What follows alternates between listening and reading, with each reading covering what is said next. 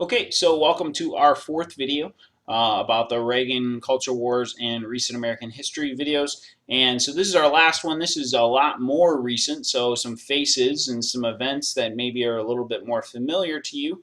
Um, and so Bush 2 or George W. Bush becomes president.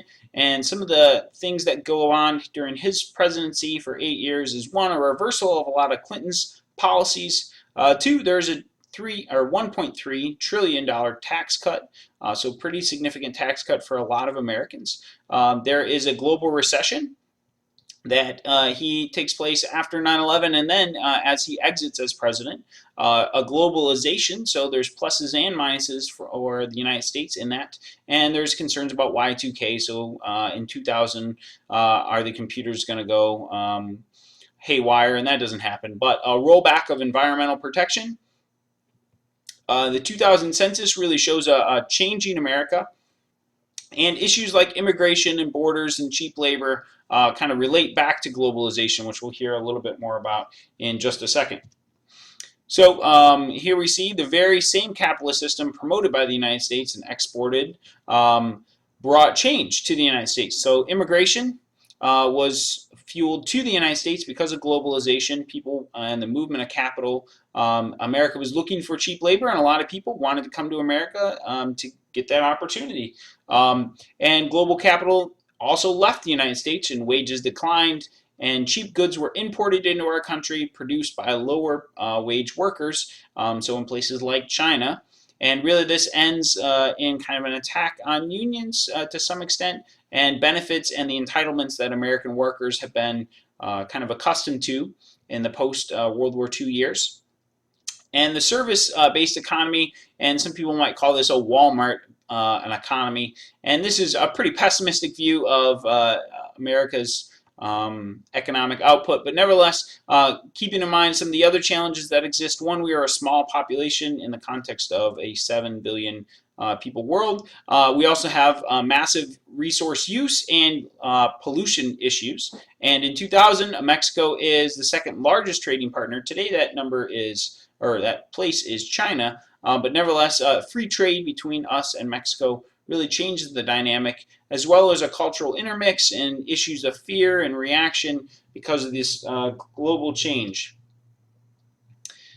Additionally, the world begins to change in other ways, and in the United States with the digital age, the rise of information technology, so using technology to really get information that we could never have had access to previously, the internet age, so ordering stuff off of eBay and chatting and YouTube, all these things come about during the presidency of George Bush, and smartphones really begin to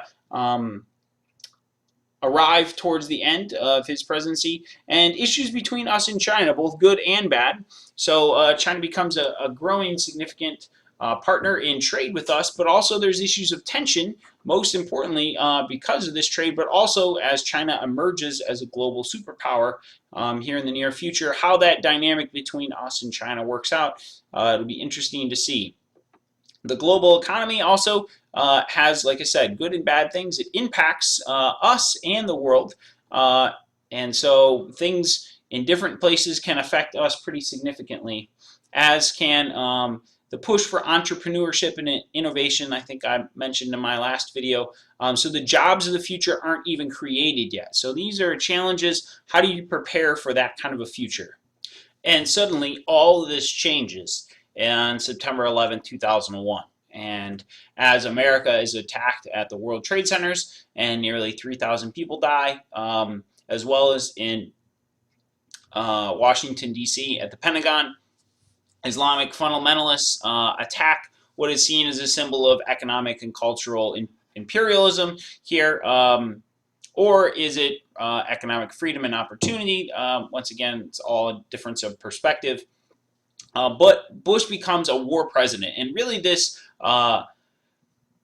dominates and defines his presidency for good and bad. We'll see. And so Osama bin Laden becomes the #1 target of the United States to seek justice because of September 11th. And so quickly, the United States links Al-Qaeda to the terrorist plot at 9/11, and Al-Qaeda had refuge and camps in Afghanistan ruled by the Taliban.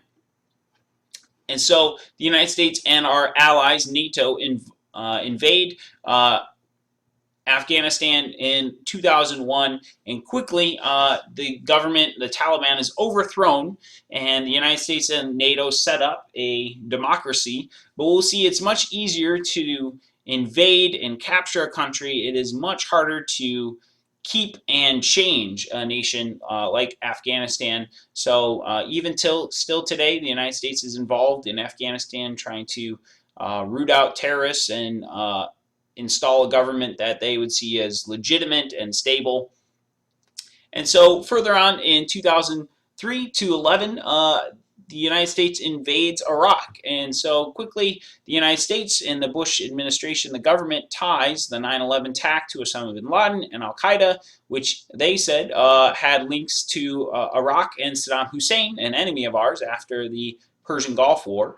Later on, it's seen as really there are no legitimate ties or links other than a loose association between these two as a hatred of Americans and the American government, and global terrorism. And Bush labels Iraq as part of the axis of evil, along with Iran and North Korea, and really desired to remake this Middle East state into a pro-Western democracy, which is favorable to the United States. And we'll see here in just a second, quickly, just like in Afghanistan, the United States is able to use its military superiority to take over Iraq and demolish and destroy the government that Saddam Hussein had in place, and publishes this mission accomplished slogan.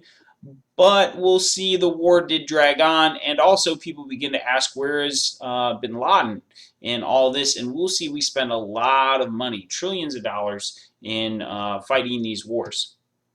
So there it is.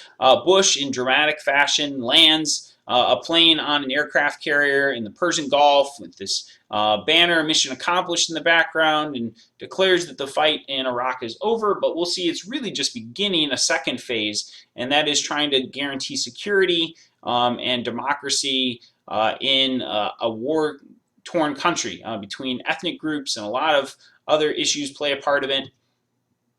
And moving significantly forward up to 2008 and today, Barack Obama, a constitutional Harvard lawyer and the first biracial president ever. He was seen when elected as a moderate liberal, and it faced an economic crisis that in the last year of President Bush's administration, the economy takes a pretty big dive, and the health care was a big push by his, and that's a success. Obamacare is what it's called now.